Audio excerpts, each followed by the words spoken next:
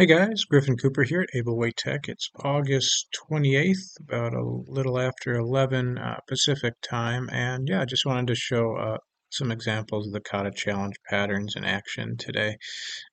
So you can see usually the first pattern we teach is the SSC, and this is a pretty good example of it. Right here we have this harsh winter. You can see the MACD line crosses outside its Bollinger Band, and we have a number of MMRBs down. We got a reversal then. The PSAR flip we entered and trailed with a nice little PSAR, which got us out for a fractional loss, almost break even. And at that point, then we were ready for the second pattern, the collapsing dragon, which when it broke through this level, we were in short with this initial stop here then. And we just simply trailed that down with the PSAR.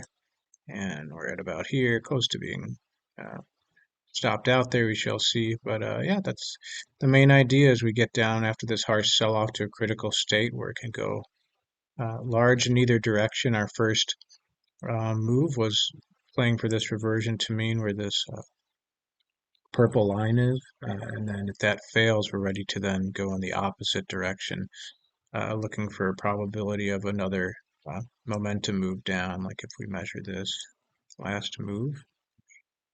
Yep, got right there. So I like that stop. It's given a little bit of room, but you can see we already got to what would be a target and ready to take our profits anytime. And you can see here the aftermath where we did end up getting a stop out here, just using that PSAR.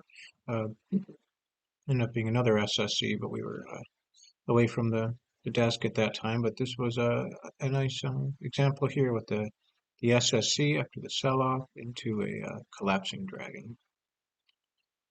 Thanks for watching.